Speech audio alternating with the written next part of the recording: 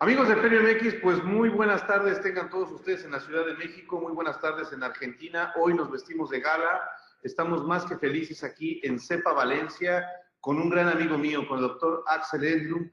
Pues Axel, muchas gracias, lo están viendo aquí en pantalla, está al lado mío. Axel, Hola, ¿cómo estás? Hola, muy bien, Carlos, ¿todo bien? ¿Ustedes? Pues felices por la gran sesión que tuvimos hace unos momentos, estamos ya iniciando la CEPA, ¿no? O sea, un lujo estar aquí. ¿qué te pareció, no? Increíble, ¿no? Increíble, ver todos esos cracks de la odontología ahí todos juntos. Una Sí, cosa impresionante.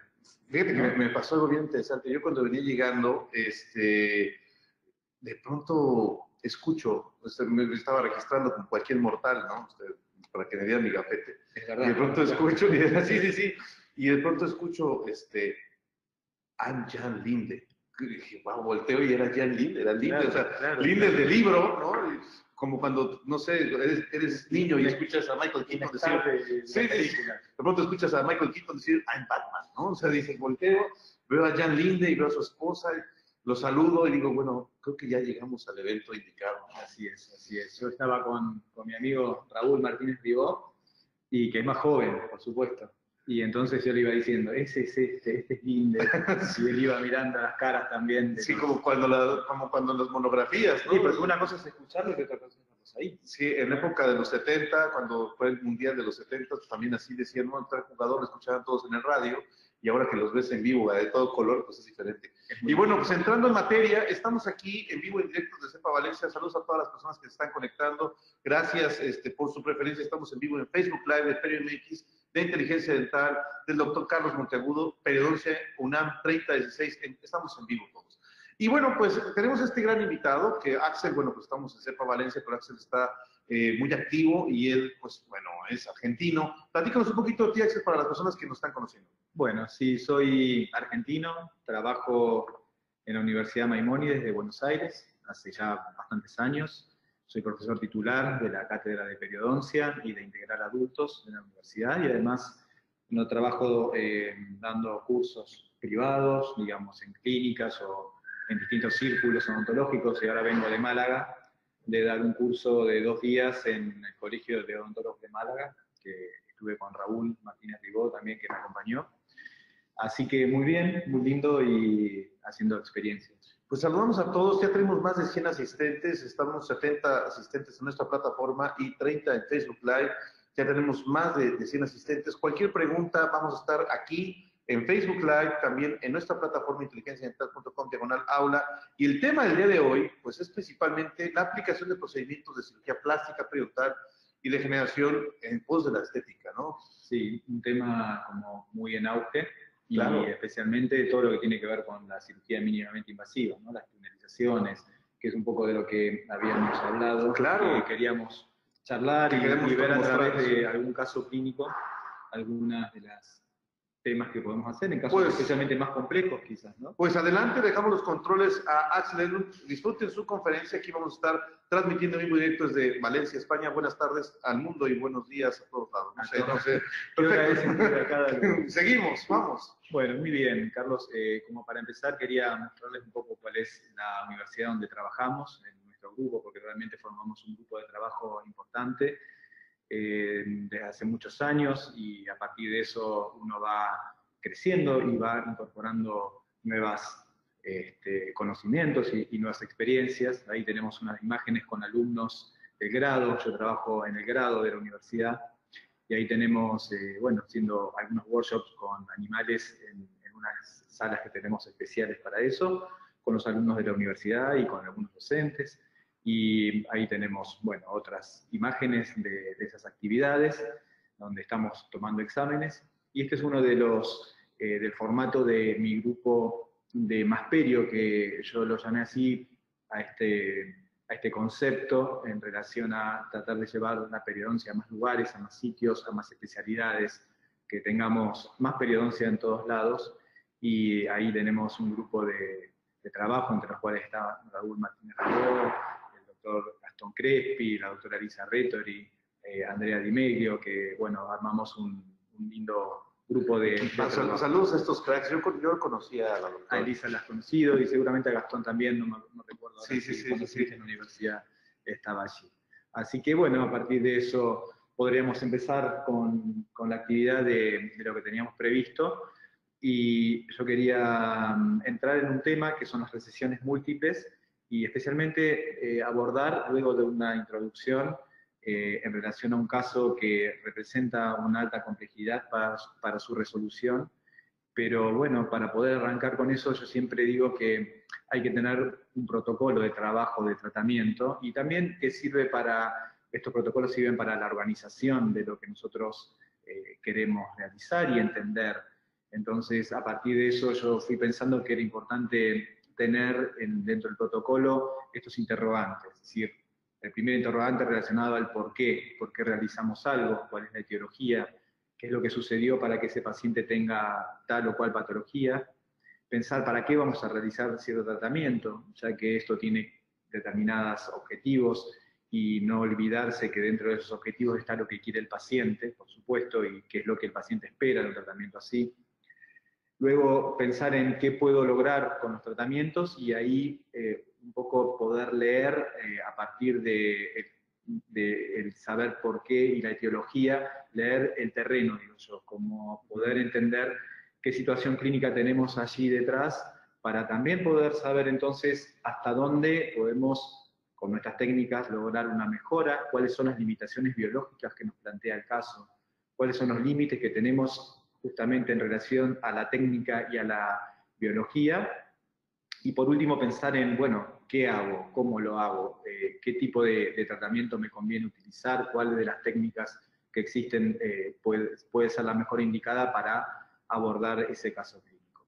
Así que bueno, partiendo de ese interrogante, creo que es muy importante pensar en la etiología. Si miras esta imagen, Carlos, donde tenemos un paciente que evidentemente no tiene una patología periodontal, pero que se ven grandes recesiones, es decir, no hay una patología periodontal inflamatoria, una periodontitis.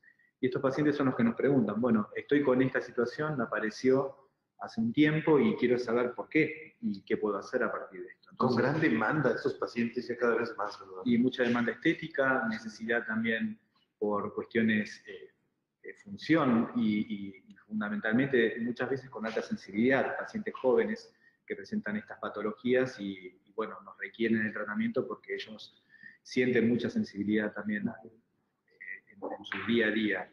Y existen, bueno, muchos trabajos en relación a la etiología, y de hecho podemos ver aquí en las referencias el trabajo que fue presentado en la nueva clasificación presentada el año pasado justamente en Ámsterdam, ¿no? En el Europerio, donde se pueden leer un montón de resúmenes en relación a todo lo que se venía publicando. Así que es un buen material para pensar, para poder consultar y leer. Pero básicamente creo que una de las cosas que más me gustan detallar en relación a la etiología es que existen factores predisponentes biológicos y luego que existen algunos factores precipitantes. Es decir, que el paciente va a tener determinada característica biológica que va a hacer que, frente a la aparición de algún factor precipitante, se desarrolle esa recesión gingival, por ejemplo, porque algo predisponente puede no necesariamente hacer que la patología aparezca, pero sí es el terreno fértil para que, frente a alguna situación clínica que o el paciente haga o ocurra en esa boca, aparezca entonces la patología. Dentro de esos factores predisponentes biológicos, me parece que es muy importante tener en cuenta lo que hoy en día denominamos ya no tanto como biotipo periodontal, sino como fenotipo periodontal. Claro, el gran cambio, ¿no? El cambio, que se viene dando hace varios años. Yo hace mucho que vengo leyendo de este tema, me gusta mucho, siempre me gustó. Por ahí al principio no entendía muy bien a qué se refería con el fenotipo, ¿no? Pero bueno, hay ciertas, digamos, pistas que nos fueron tirando los estudios y también lo que uno veía en la clínica, porque si uno se basaba solamente en los biotipos clásicos, de biotipo grueso y biotipo fino, muchísimos pacientes y muchísimas situaciones clínicas quedaban afuera, y mismo, lo más importante es que dentro de una misma boca podés tener diferentes situaciones, claro, de un lado o del otro, en el sector anterior, sector lateral, posterior, inferior, con lo cual empieza a tomar mucha fuerza la lectura del fenotipo periodontal, en cuanto a que el fenotipo periodontal ya se refiere a ciertas características que tiene ese periodonto marginal, como podemos ver en la imagen o en este gráfico, que está determinada por distintos factores genéticos, es decir, cómo el paciente tiene sus características óseas y gingivales y la disposición de estas situaciones, y también del medio, que hacen que esa característica pueda tener una representación diferente. Por eso lo del fenotipo periodontal, y me parece que era bueno aclararlo, porque esto es una terminología bien actual, ¿no? Sí, yo malamente le dije cambio, pero sí, como bien tú comentas, en la clasificación actual es una clarificación del término. Yo creo que sí, esto ya hace rato vienen bibliografías hablando sobre el fenotipo, pero bueno, por ahí uno escuchaba fenotipo periodontal, luego biotipo periodontal mezclado. O hasta morfotipo. Morfotipo, exactamente. Así que me parece que el término fenotipo periodontal viene muy bien, y encontré esta definición que me parece que es muy atinada también para poder caracterizarlo. Y en relación a esto, también hay trabajos en los cuales se destaca la importancia que tiene el fenotipo periodontal en cuanto a los resultados de la terapia periodontal, en cuanto a los resultados de los procedimientos de cobertura radicular, por supuesto la cirugía plástica periodontal, en cuanto a los resultados de las prótesis, es decir, dónde vas a colocar una corona, si va a ser subgingival o no, cómo puede funcionar ese tejido marginal en relación a las coronas o a las prótesis, y también a la terapia, por supuesto, implantológica, ¿no? Cuando uno encara una cirugía implantológica. Pero bueno, aquí este trabajo que estamos leyendo, o que podemos ver algunos de los resúmenes del trabajo, aquí en esta fotografía, nos habla sobre los resultados relacionados a esto. Ahora, nosotros lo que estamos hablando es en relación a la etiología que tiene que ver con la aparición de las recesiones. Entonces, por ahí lo que podríamos empezar a pensar es, primer punto, que una de las primeras cosas que vemos cuando observamos esa encía vestibular del paciente fundamentalmente es el grosor de la encía. Y uno es lo primero que puede percibir. De hecho, muchas de las clasificaciones del biotipo periodontal estaban relacionadas a cómo veías la encía, si era gruesa o fina. Y en este grosor de la encía nosotros lo podemos empezar a determinar ya con la sonda. Actualmente eso está ya aceptado como una de las formas de medir el grosor de la encía. Si la sonda se transparenta a través de esa encía, podemos decir que es una encía que tiene un grosor de menos de 1 milímetro, una encía fina, y si uno ve la isquemia pero no ve la transparencia de la sonda, esa encía marginal tiene más de 1 milímetro, ¿verdad? O sea, cuando hay isquemia y no se ve la sonda, más de 1 milímetro. Cuando ya la vemos por transparencia, vamos a tener una encía fina, ¿verdad? Así que eso es un buen dato, pero claro, a nivel de factor predisponente biológico, el grosor de la encía no es todo. Eso es un factor que puede hacer que frente a alguna situación precipitante aparezca la recesión, pero siempre hay que pensar que debajo de la encía tenemos al hueso. Y en relación al hueso, se ha hablado mucho la situación del grosor de esa cortical ósea vestibular. Y bueno, ha habido trabajos que han estudiado esto y, por ejemplo, este estudio que vemos aquí nos dice que las medidas de esa cresta vestibular son realmente menores a 1 milímetro en la mayor parte de los casos de los sectores anteriores, como en el trabajo del INDE que estamos mirando allí. Y por suerte hoy en día tenemos una herramienta fundamental que es la tomografía con BIM, que nos permite empezar a observar la relación entre el tejido blando y el tejido duro, observar dónde se encuentra esa cresta, qué grosor tiene, y como vemos en la imagen, hasta podemos observar las diferencias que pueden existir en la cresta vestibular a nivel más cercano al límite amelocementario o a nivel radicular, como en esta imagen y en estas fechas que estamos observando allí, ¿verdad? Entonces, fíjate cómo a nivel del premolar tenemos a nivel radicular y a nivel crestal la cresta ósea cubriendo totalmente la superficie radicular, y en el lugar del canino podemos observar que a nivel de la zona radicular existe una fenestración. Esto es muy importante no solamente a efectos de la cirugía plástica o de establecer el fenotipo óseo de ese paciente, sino que también para las planificaciones de ortodoncia. Y aquí hay otro tema que se relaciona mucho con la aparición de recesiones. Sí, claro. Cuando los ortodoncistas deben cambiar la posición de esa pieza y deben generar movimientos importantes en la pieza, por supuesto que es importante tener o contar con esos estudios para poder determinar el tipo de tratamiento necesario a realizar. Bien, Por ahí vamos a pasar entonces que a partir de esto nosotros podemos establecer el ancho de la cortical ósea vestibular, las características de esta cortical ósea crestal y radicular, y también podemos empezar a observar, y este es un punto muy importante en la etiología, la distancia que puede existir entre la posición de esa cresta ósea y su relación con el límite amelocementario, que no siempre guarda una relación tan cercana como dicen los promedios, sin que el paciente tenga ningún síntoma de recesión. Entonces vamos a tener pacientes que tienen su encía perfectamente a nivel del límite amelocementario, pero sin embargo su cresta ósea puede vestibularse, puede encontrar bastante más alejada, como podemos ver aquí, de ese límite amelocementario. Con lo cual vamos a tener una gran superficie radicular cubierta por tejido blando. Y a su vez ese tejido blando puede tener características finas o gruesas, lo cual hace que tengamos mayor o menor predisposición a la aparición de una recesión gingival. ¿Sí? Aquí podemos ver entonces una diapositiva donde tenemos una encía gruesa de este lado, por un lado, y podemos tener una encía fina del otro lado. Si observamos a nivel óseo, podríamos tener, por ejemplo, una tabla vestibular gruesa, o podríamos tener una tabla vestibular, una cresta vestibular delgada menor a 1 milímetro.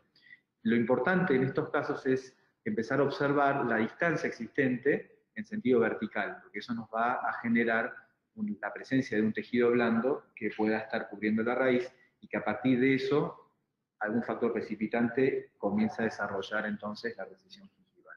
¿Bien? Bien, entonces como para ir resumiendo, una de las primeras cosas que miramos para poder determinar los riesgos o los factores predisponentes biológicos son el grosor de la encía medido a través de la sonda periodontal. Vamos a observar si podemos a través de estudios tomográficos el ancho de la cortical ósea alveolar. Podríamos también determinar que existe una característica a nivel crestal y otra característica a nivel radicular. Y por último, tener en cuenta en sentido vertical la relación que puede existir entre esa cresta ósea vestibular y el límite amelocementario. Estos factores nos van a llevar entonces a tener los factores predisponentes biológicos que encontramos muchas veces en nuestros pacientes. ¿Sí? Por ahí algunos de los cuadros salió distinto porque hemos pasado, ¿cierto?, las diapositivas, así que alguna letra ha cambiado, pero bueno. Pero estamos bien, y fíjense que esto que mencionas también en la clasificación actual, para que todas las personas que están viendo y que requieran la clasificación, la nueva clasificación, que ya vamos a decir actual porque ya llevamos casi un año de cumpleaños, pueden adquirir los artículos originales en periomx@gmail.com, nos escriben periomx@gmail.com, les mandamos los 22 artículos, o si no en perio.mx, ahí pueden descargar también los artículos, y se aclara también ese término que antes conocemos, espesor biológico, ¿no? Como inserción tisular supracrestal. Exactamente, sí, han ido cambiando un poco las terminologías. Y es actualizándose. Bien, continuando y para ir ya cerrando el tema de la etiología de las recesiones, y esto está directamente relacionado con lo que hablábamos recién, es la posición del diente, la posición dentaria o las raíces prominentes hacen que cambie también la relación entre esa cresta vestibular y la superficie radicular, y también su posición de la cresta en relación al límite amelocementario. Así que la posición dentaria hace que muchas veces tengamos superficies dentarias, por supuesto, cubiertas por encía, pero que no están cubiertas por tejido óseo, y algo que yo siempre digo, si nosotros tenemos hueso, por más que el paciente realice alguna maniobra de cepillado o algún otro factor traumático, es imposible que se genere una recesión. Se va a generar siempre que tengamos una raíz denudada por hueso, cubierta por encía. A partir de esa situación clínica van a aparecer entonces las recesiones gingivales, ¿sí? Y así les voy presentando a la paciente como para ir entrando ya en el caso clínico. Esta es una paciente que ha tenido historia de ortodoncia, esto es un post-ortodoncia. Un clásico, ¿no? Un clásico, y con ciertas características muy particulares. Si miran los incisivos, ambos incisivos bien distintos, yo le contaba a ella que probablemente tenga un incisivo de la madre y un incisivo del padre, ¿no? A nivel genético. Así que realmente, bueno, han tenido bastante trabajo con la ortodoncia, se ve, pero si uno empieza a observar, existen ciertos detalles en cuanto a las posiciones dentarias que ya nos hacen ver la relación de esa posición dentaria con su presencia dentro de ese reborde alveolar o no. Aquí las vemos como bien afuera, y particularmente su consulta fue porque ella notó que tiempo a tiempo iban apareciendo cada vez más recesiones. En los últimos meses los últimos años comenzó a ver sus superficies radiculares denudadas. Nosotros empezamos a indagar, es una paciente que, si bien tenía un altísimo índice de higiene, por ahí no tenía la técnica adecuada, pese a que trabaja en una empresa relacionada a la higiene. Sí. Pero claro, eso no quiere decir que el acceso al cepillo no quiere decir que tengas una técnica de higiene, y eso es muy importante, puede ser tema para otras charlas, ¿no es cierto? Sí, claro. Pero aquí, bueno, estamos viendo entonces la imagen de esta paciente, especialmente los sitios donde empezó a tener cada vez más notoriamente estas recesiones fueron a nivel de los caninos, estaba realmente muy preocupada, y queríamos, bueno, a partir de los estudios y de charlar con ella, ver si podíamos ofrecerle alguna solución para tratar de ver de estabilizar esos tejidos en esa posición, sabiendo que por las características también que tiene la paciente, los resultados que podíamos obtener a nivel de coberturas radiculares iban a ser relativos en ciertas zonas de esos sectores, ¿no? Pero bueno, ahí ves, por ejemplo, de lo que estaba hablando hace un rato, fíjate cómo se observa la raíz vestibular de la pieza en relación a la posición de ese tejido óseo. A ver si se puede observar aquí. Ahí está. Ahí se observa, entonces podemos ver claramente que la cortical vestibular está prácticamente en apical y toda su superficie radicular está denudada. Sin embargo, se ve estabilidad del tejido, ¿no? Se ve estabilidad del tejido, por supuesto su encía está retraída, pero su pieza dentaria está firme porque está insertada a proximal y hacia palatino, pero además tiene una fermización post-ortodóntica. Claro, ¿no? Sí, y fija, ¿no? Fija, ¿ves? Entonces ahí podemos ver sus tejidos, están sanos, pero claro, si observas ahí a nivel de tejido blando, vamos a darnos cuenta que existen ciertas preocupaciones, ¿no es cierto?, para nosotros en cuanto a qué tiempo puede eso mantenerse estable. Entonces, para poder pensar en qué podemos lograr con nuestros tratamientos, tenemos que ir observando ciertos aspectos, fundamentalmente los tejidos proximales, y esto nos va a dar un parámetro de lo que podemos lograr. El grosor de la encía marginal lo habíamos hablado recién, ¿no?, como un factor importante también, no solamente para tenerlo como factor predisponente biológico, sino también para tenerlo en cuenta como un detalle que nos indicaría qué hacer con esa encía. Por ejemplo, frente a encías finas, tenemos que ir pensando que vamos a tener que colocar algún sustituto o alguna ayuda con tejido conectivo para engrosar esa encía que es tan delgada sobre la superficie radicular. Luego tener en cuenta la encía queratinizada aplicada a la recesión, las rotaciones dentarias o las extrusiones dentarias, ¿verdad?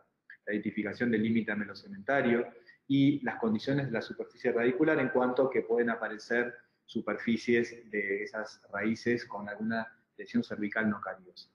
Bien, yendo entonces a la situación de nuestra paciente, que se llama Carolina, ahí podremos observar entonces dónde está su límite amelocementario y trasladado a la tomografía, esa sería la posición relativa de su margen gingival, con lo cual nos quedaría una gran superficie radicular expuesta, no cubierta por tejido blando, pero sin tejido óseo en vestibular.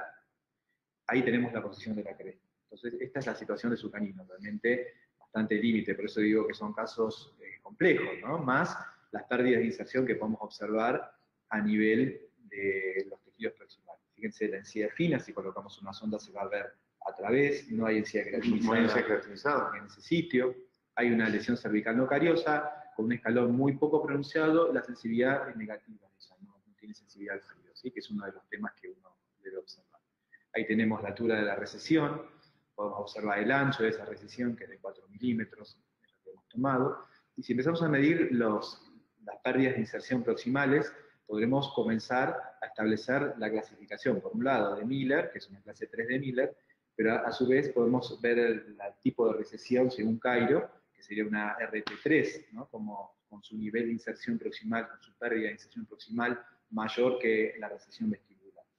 Esto nos indica que la situación clínica puede tener una resolución bastante favorable, pero sabiendo que no vamos a poder lograr, por supuesto, en todos los casos un 100% de cobertura radical. Y que es un gran reto. Y que es un reto importante. ¿Sí? Mira, no te quiero interrumpir tanto, pues vamos muy bien. Saludos a todos los odontonautas. Hay gente, te mandan muchos saludos. ¿Quién me manda? Daniel Vázquez. Un gusto, doctor, y muy bueno lo explicado. Dada diversidad de cepillos dentales para espesores fino de encía, ¿qué cepillo se recomienda recetar al paciente que además de lograr buena higiene, no predisponga más aún a las refracciones. Bien. Y bueno, actualmente han salido, por suerte, con la tecnología, nuevas alternativas. Hay cepillos que presentan sus cerdas mucho más delgadas. No sé si se pueden hablar de... Sí, no, marcas, sí, no se puede. No. Claro, por ejemplo, se me ocurre, igualmente tanto Colgate como Oral-B como GAM han estado trabajando en ese tema. Uno de los cepillos, por ejemplo, es el Colgate Slim Soft. Sí, claro. Que tiene sus cerdas muy pequeñas, Oral-B también lo tiene, y como decía, GAM también lo tiene. Y una alternativa que a mí se me ocurre y que he estado probando y que tenemos que hacer ciertos trabajos, muy válida, son los cepillos mecánicos, especialmente el claro. sónico. Sí, sí, el sónico. El sónico me parece como una alternativa súper buena para poder... rotatorios, sónicos, el ultrafino. Sí. El que más me gusta a mí es el sónico, no tanto el rotatorio. Sí, ¿no? sí, El Philips fíjate que hay muchos estudios, sí, hay muchos estudios. Y yo también, bueno, aquí me mencionaba el seguidor que cepillo, pero también la técnica. Por supuesto, y la técnica es otro de las variables muy importantes. En general, cuando uno empieza a ver algún síntoma de recesión en los pacientes que tienen el factor predisponente biológico, como por ejemplo una grieta de Stillman, ¿no? O una hendidura de Stillman, que uno puede empezar a observar ulceraciones o la presencia ya de la grieta, es eliminar, por supuesto, la técnica de VAS y hacer una técnica de rol invertido, es decir, una técnica que vaya desde el margen gingival hacia incisal, ¿sí? Cambiando, por supuesto, la dureza del cepillo y también la frecuencia del cepillado. Hay pacientes que cepillan muchas veces, cambian mucho el cepillo, realizan una técnica demasiado fuerte o equivocada, horizontal, para estos sectores realmente muy sensibles a la aparición de recesión. ¿Bien? Qué maravilla. Estamos llegando a casi más de 150 personas en vivo. Seguimos aquí y bueno, díganos sus preguntas en el Facebook y también en la plataforma. Seguimos. Muy bien. Vamos a ver un pequeño video de cómo podemos comenzar a preparar. Allí, bien, bajamos el volumen. La situación clínica previa a, por ejemplo, una cirugía de revisiones gingival, ¿no? Donde ya con la paciente acordamos el tratamiento. Y previo a la cirugía es importante hacer un tratamiento muy delicado de la superficie, con curetas bien pequeñas, y simplemente, obviamente que esa superficie no hace falta rasparla ni eliminar cemento, sino eliminar el biofilm y los restos de tejido de cemento que puede estar reblandecido. Y esto hay que hacerlo en la previa, con sumo cuidado, y luego colocar el acondicionamiento de la superficie radicular con EDTA al 24%, pH neutro, durante 2 minutos. Esto es un quelante, sirve para preparar la superficie, dejarla más apta para que haya luego una mejor inserción de fibras conectivas, una mejor adaptación, por supuesto, también del epitelio. Y esto es lo que estamos viendo aquí en la filmación, cómo estamos colocando el EDTA una vez preparada la superficie. Recordemos que la preparación de la superficie tiene que ser la superficie de la recesión más la profundidad del sondaje, que es la zona que ha quedado expuesta, ¿no es cierto?, a la luz de la bolsa. Así que ahí estamos ahora grabando, preparándonos para nuestra cirugía. En este caso ya hemos decidido una técnica de tunelización y vamos a realizar un injerto de tejido conectivo en la zona de canino y esa zona de premolar donde veíamos tan poco espesor de tejido. En este caso, en la técnica de tunelización que yo realizo, lo he dividido en varias etapas y aquí lo que podemos ver es que cada etapa requiere su instrumental también, porque esto es importante. Importante mencionar las herramientas. Entonces, una primera etapa va a ser una incisión en el surco intraclavicular, que lo vamos a realizar con un instrumento que es un bisturí de hoja fija, digamos, con bastantes curvaturas. Luego vamos a usar unos microelevadores periósticos, porque en la segunda etapa vamos a hacer una separación de espesor total para conservar los espesores marginales del tejido. Recién ahí vamos a empezar a hacer una separación de espesor parcial, donde vamos a usar los tunelizadores, los TKN. Que por tu culpa yo los uso mucho. Me parece muy bien, me parece muy bien. Y luego al final hacer una separación de la parte frontal. Ya cuando tenemos todo el tejido preparado y ya más móvil, comenzaremos a separar las papilas, que es siempre lo que uno quiere empezar a trabajar, ¿no? Es decir, quiero tunelizar, tunelizo las papilas, pero eso es lo último. Separar el frente de la papila y movilizarla para luego ya tener todo el terreno listo y no correr riesgo de que se nos corten esas papilas. Entonces sería como la secuencia clínica con los instrumentales de una técnica de tunelización que bueno, yo realizo, ¿no? Previamente a eso, a empezar la cirugía, y una vez que ya hemos preparado la superficie radicular, como muchas veces utilizamos esta excelente sutura, que es la Double Cross Suture del Dr. Otto Suhr, vamos a hacer unos puntos de contacto de composite, flow, y luego ya arrancaremos con las primeras incisiones. Esta incisión intraclavicular, ahí estamos utilizando el KPA, que va a ser simplemente el ingreso al surco para ir accediendo a la cresta ósea proximal y permitirnos ir a acceder a esas zonas donde tenemos la recesión. Recuerden que, por ejemplo, por vestibular de canino no tenemos tejido óseo, pero sí lo tenemos hacia los lados. Esto lo haremos en cada uno de los dientes que va a abarcar la cirugía. Siempre estas cirugías de tumorización requieren extendernos una pieza más allá de las zonas donde debemos desplazar los tejidos para poder tener justamente la posibilidad de desplazamiento. Fíjate cómo va entrando el bisturí y haciendo contacto con la cresta, siempre cuidando de no lacerar los márgenes, teniendo mucho cuidado. Luego de haber hecho la separación de esas incisiones iniciales, comenzaremos con el trabajo con el microelevador perióstico, con estos PPAL, es el nombre, ¿no? Bastante difícil. Del doctor Allen, que hace rato estaba allá abajo. Abajo y lo vamos a hablar en estos días. Sí, en México va a estar en agosto, tenemos en México. Perfecto, él ha diseñado ya hace años ya que él trabaja con las utilizaciones, quizás con otras técnicas, pero digamos, él ha diseñado estos microelevadores periósticos, y ahí vemos cuál sería la función de esto, levantar un espesor total en esos primeros milímetros. Esto nos ayuda a conservar justamente los espesores totales de ese tejido marginal, que si uno dividiera ese tejido, como vemos en esta imagen, claro, todo el tejido tiene muy buena vascularización en su base, pero nos está limitando en cuanto al espesor de la encía marginal, que ya de por sí es delgada. Imagínate en el caso de Carolina, si tuviéramos que dividir de arriba, por ahí correríamos el riesgo de hacer una extracción en ese tejido blando, ¿verdad?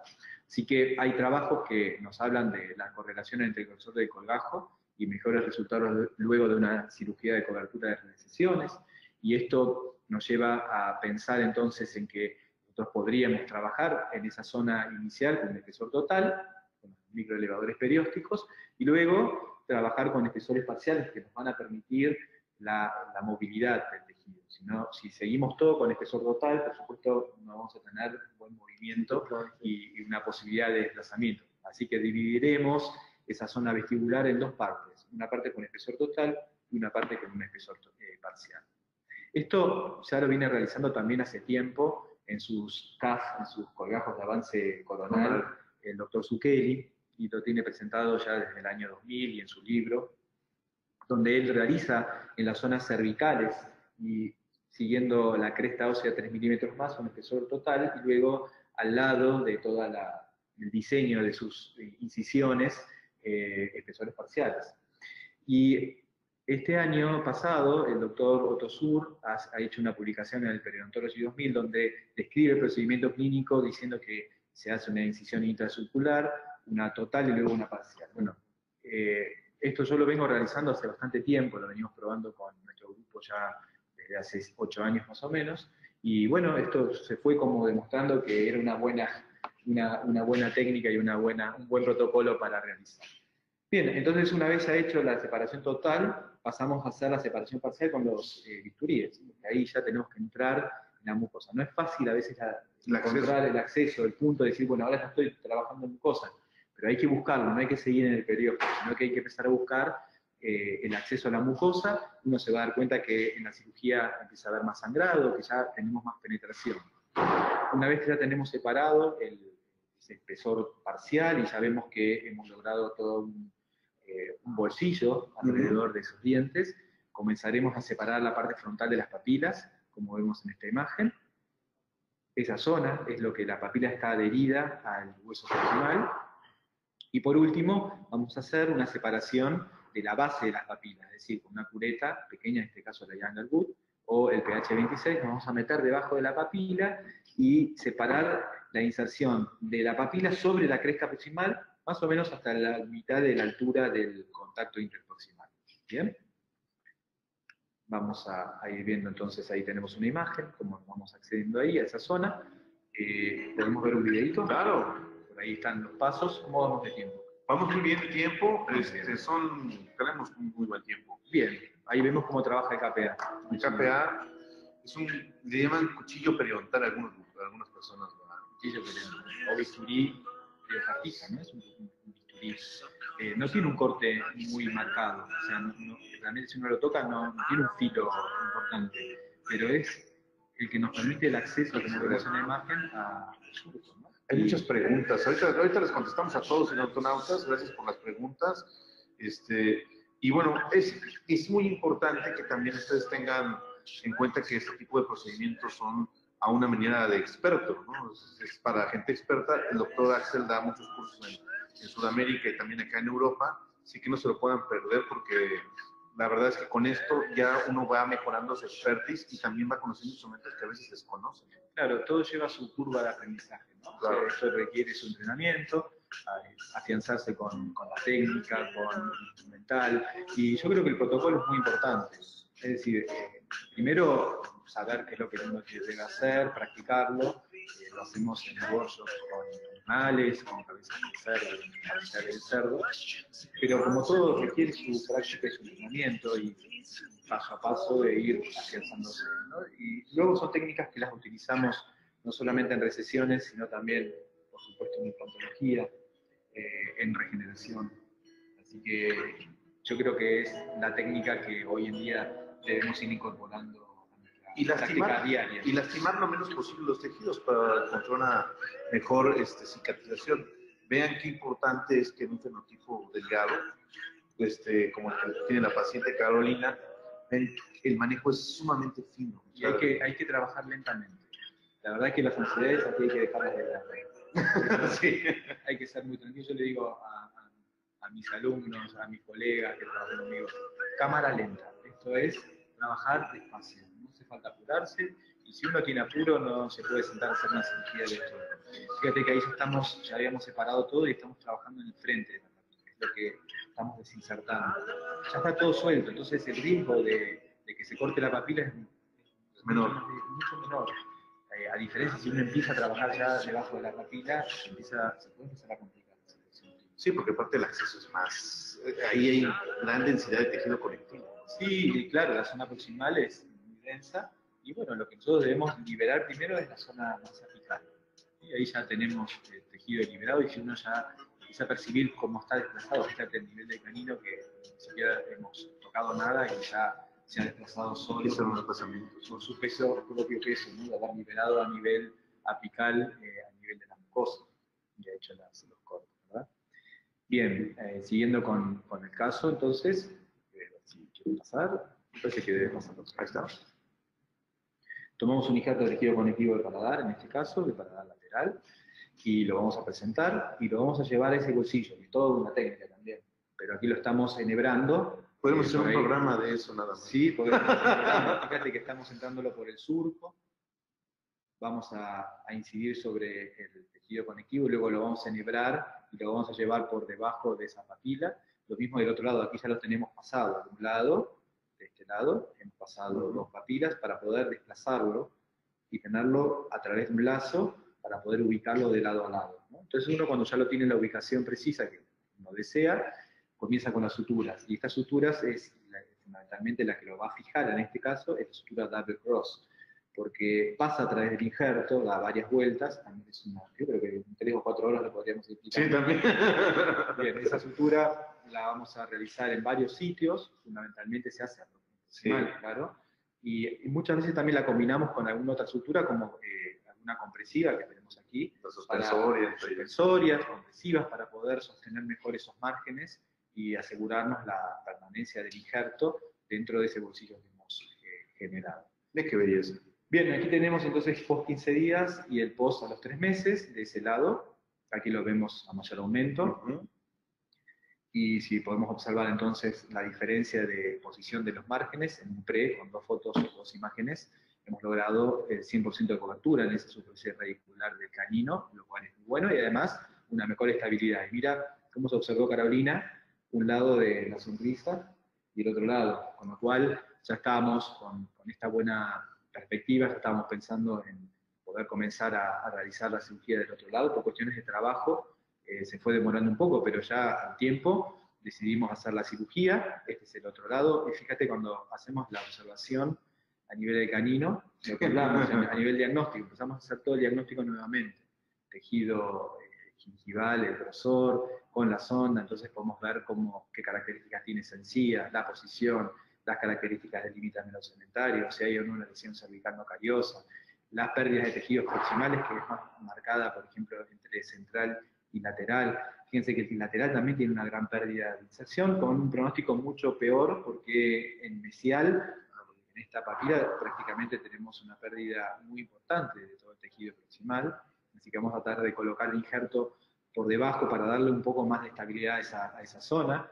El premolar tenía una encía un poco más gruesa en comparación con el canino, y ahí tenemos el post 4 meses y el preoperatorio digamos, el día de la cirugía. Entonces preparamos a la paciente, ahí le hemos hecho los botones de Composite Flow para hacer el anclaje de las suturas que vamos a realizar. Por supuesto hemos tomado todas las medidas previas para poder tener un buen seguimiento del caso, la preparación, como hemos hablado anteriormente, los pasos, ¿no es cierto?, con el KPA, vamos a hacerlo como más rápido para poder ir avanzando, luego con la separación de espesor total con el PPA-ELA, con movimientos laterales y subiéndonos a la cresta ósea proximal para sentir que uno toca el periósteo y puede hacer una separación de espesor total. Recordemos que en vestibular de las piezas seguramente no tenemos hueso, así que hay que hacerlo cuidadosamente. Los TKN para empezar la separación de espesor parcial, con especial cuidado cuando hacemos estos movimientos laterales de no perforar el tejido vestibular, ¿sí? Debemos irnos hacia apical con este tejido, con este instrumento, perdón, y ahí marqué sitios típicos de dificultad, ¿no? En las zonas proximales donde tenemos la colapso de tejido óseo, la inserción de la base de la papila con muchas fibras, depresiones, exacto, y fundamentalmente esto último que marqué, ahí es donde no debemos perforar, esta es la zona crítica. Si yo perforo aquí y tengo que desplazar ese tejido hacia coronal, estoy en problemas. Por eso ahí es muy delicado. Siempre hay que hacerlo con muchísimo cuidado, ¿no? Si uno perfora en proximal, se puede resolver más fácilmente. Bueno, ahí tenemos el avance de la cirugía. Vamos a trabajar el frente de la papila, luego con la Younger Gut. Aquí tenemos la toma del conectivo del paladar, la sutura del paladar. Y lo que vamos a realizar con este injerto, lo vamos a dividir y vamos a colocar un injerto por debajo de una de las papilas, porque la vemos realmente muy colapsada y queremos darle más soporte a esa papila. Entonces vamos a hacer una tunelización, pero ya nos vamos a extender un poco más hacia palatino, lo mismo que veníamos haciendo en vestibular, pero vamos a extendernos más a palatino de manera de poder insertar ese injerto y lo vamos a enlazar de palatino y lo vamos a traccionar y llevar por debajo de ese margen, ¿sí? Ahí lo vamos a hacer entrar por el margen central y vamos a traccionar de estos dos chicotes para poder llevar ese injerto por debajo del tejido proximal. De ahí entramos, pasamos por debajo del tejido, pasamos a través del injerto del tejido conectivo, volvemos a pasar por la aguja por debajo de la papila y salimos hacia palatino. Una vez que yo traccione, ese injerto va a introducirse dentro, ahí estamos introduciéndolo dentro del margen y dentro del espacio proximal, y luego empezamos a colocar un tejido conectivo por vestibular de ese central también, y luego vamos a colocar también a nivel del canino, que es uno de los sitios complicados. Ahí estamos dándole refuerzos con tejido conectivo. Y en este caso elegimos, por varios estudios que hemos leído, ayudarnos con el endogain, como una proteína que nos va a ayudar con la regeneración periodontal inductiva, digamos, ¿no? De producir una cicatrización quizás mejor. Vamos a pasar un poco más rápido esto, porque son las características que tiene el endogain, que no viene hoy al caso, pero que como sus propiedades están en relación a la migración, inserción y proliferación de células del ligamento periodontal, podemos llegar a tener, por supuesto, una cicatrización también más favorable en los sitios de la cirugía plástica periodontal. ¿Bien? Y fundamentalmente tiene una acción importante que marqué en este cuadro, que es la inhibición de la migración epitelial. Y esto es interesante a la hora de la cicatrización. Entonces, ¿cuándo estaría indicado el endogain en recisiones gingivales según los estudios? En todos los casos, no hace falta en todos los casos, quizás en raíces muy prominentes. No hace falta porque en otros casos da lo mismo. Sí, no hay claro, diferencia, no hay pero diferencia. donde tengamos raíces muy prominentes, donde tengamos piezas demasiado vestibularizadas, más desfavorables, donde tengamos pérdidas de tejido óseo adyacentes a la recesión hacia palatino-lingual.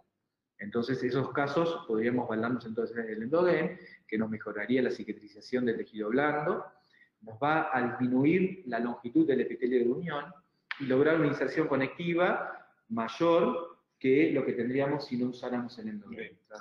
Si vemos en el gráfico, lo que estaríamos logrando entonces, que la inserción podría ser no solamente no solamente apicocoronal, sino también concéntrica hacia el centro de la superficie radicular. Ahí tenemos dibujada la inserción conectiva, y el epitelio de unión va a tener una disposición más central con una longitud menor, ¿verdad? Entonces tendríamos un epitelio de unión en ese sitio, y esto nos daría más estabilidad en la cicatrización.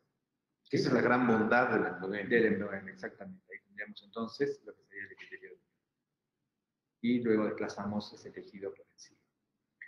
Bien, vamos entonces al caso clínico, el injerto, lo volvemos a llevar a su sitio a través de esas suturas que nos ayudan a enhebrarlo. Como nos había sobrado un Endoderm, también le vamos a colocar en la superficie del canino. Yo prefiero colocar el injerto y una vez ya ubicado, ubicarme con la jeringa del Endoderm entre el injerto y la superficie radicular, ¿sí?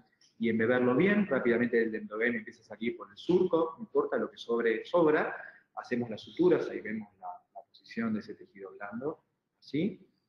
Hacemos las suturas double cross, combinadas con una sutura suspensoria, como podemos observar ahí. Yo utilizo mucho esto de combinar. Por ahí la double cross solo la veo, y si yo requiero más contacto del tejido blando sobre la superficie dentaria, lo refuerzo con una suspensoria. Así que ahí tenemos el post 15 días, post un mes. Ahí tenemos el post del paladar. Y algo que estuve trabajando, que por ahí te quería comentar, es una pequeña investigación que voy haciendo con los datos y un trabajo que voy a publicar en relación a qué pasa con estas cirugías y los pacientes, que también es algo que nos preocupa. O sea, ¿qué le decís al paciente que le va a pasar después?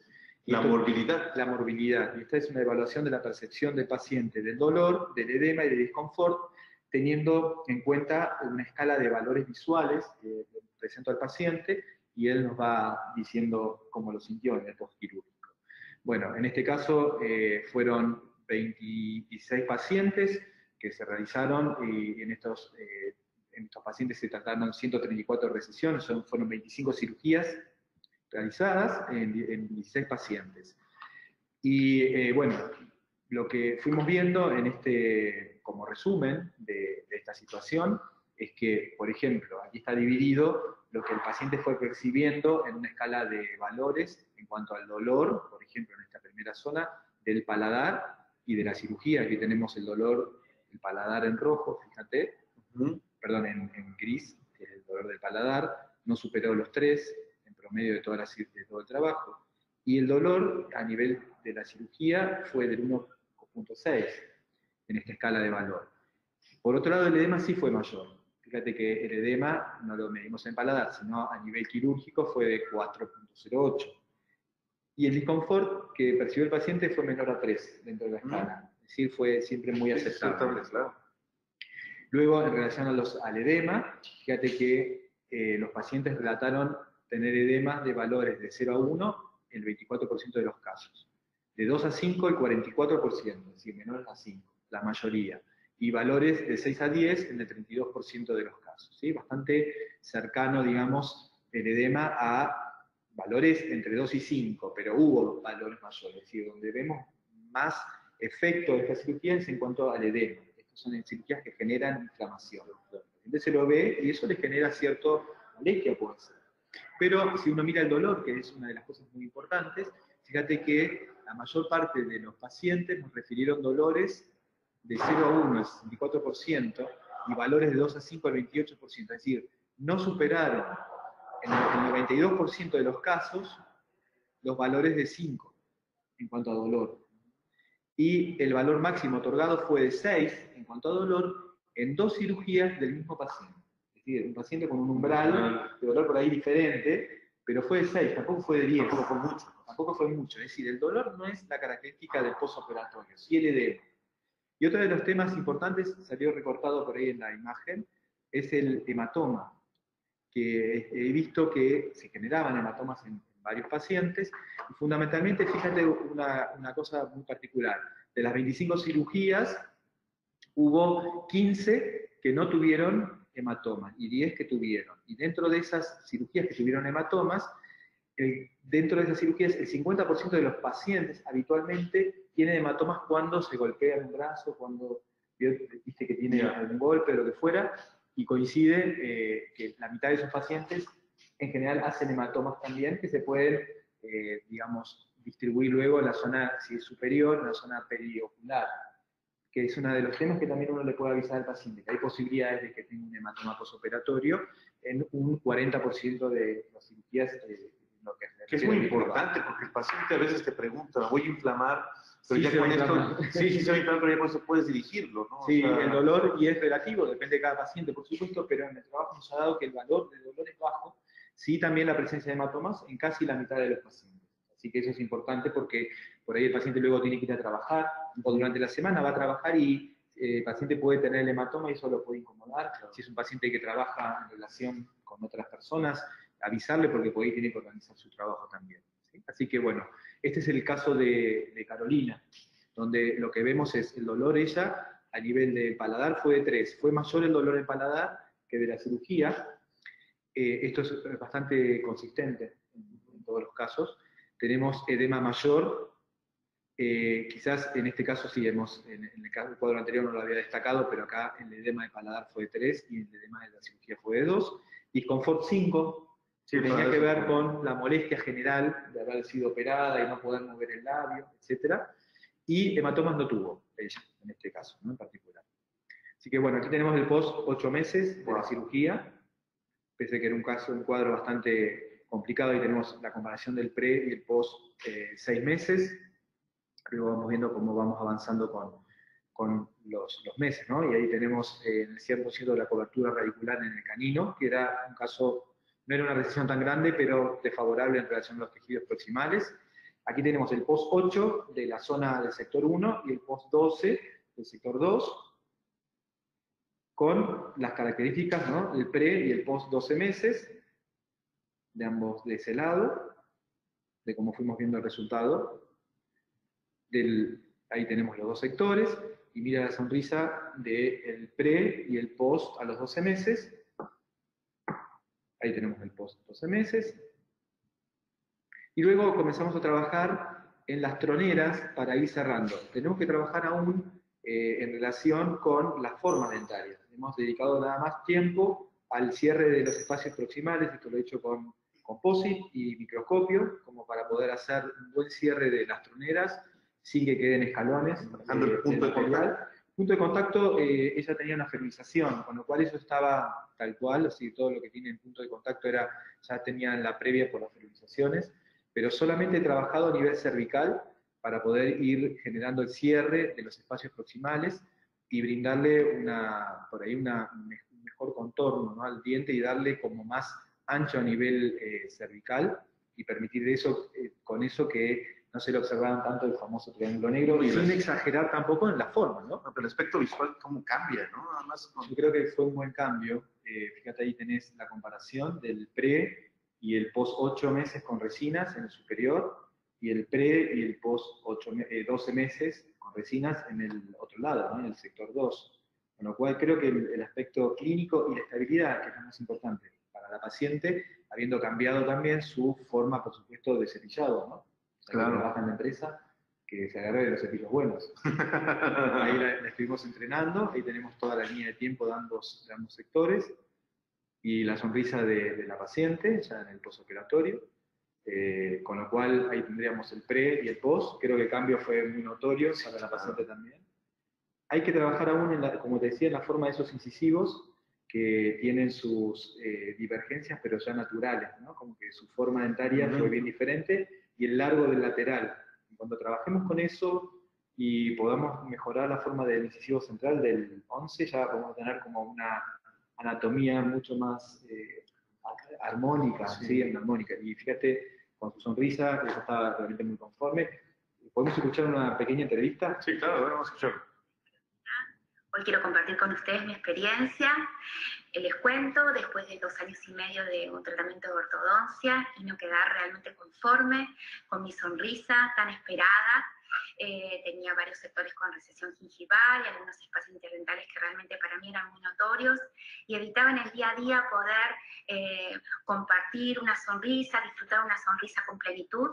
Llegué a las manos de Axel y todo su equipo, el cual después de varias consultas llegamos al día de la cirugía. Me realizaron 2 cirugías plásticas en 2 sectores, una en mayo y otra en septiembre, las cuales fueron totalmente exitosas, sin ningún tipo de dolor durante la cirugía, ni tampoco en el postoperatorio. Luego, obviamente, siempre con los controles necesarios, los cuidados necesarios que todo su equipo me fueron indicando. Hoy estoy feliz de poder compartir esta sonrisa totalmente segura y, bueno, agradecida que hoy puedo tener la sonrisa que tanto soñé. Así que nuevamente gracias a Axel por la contención, el profesionalismo y el amor con la que trabajan, tanto él, Axel, como todo su equipo. Muchas gracias de corazón. Muy sonriente la paciente, hasta ya salía de... Qué sonrisa, ¿no? Sí, no, aparte ya se ve terminología, se le salió siendo dentista. Así que sí, sabía todo, estaba muy informada, por supuesto, ella, ¿no? En relación a esto. Uy, perdona, no, creo que hice muy mal. Bien, no. Podemos ir al cuadro inicial. Sí, claro, pues muchísimas gracias a Axel Edlund, la verdad es que estamos en tiempo, y bueno, muchas gracias a los odontonautas, muchas preguntas. Muchísimas gracias, estamos aquí en CEPA Valencia, gracias a todos, saludos y sonrisas saludables, cuídense mucho, hasta la próxima. Chao. Chao. Gracias.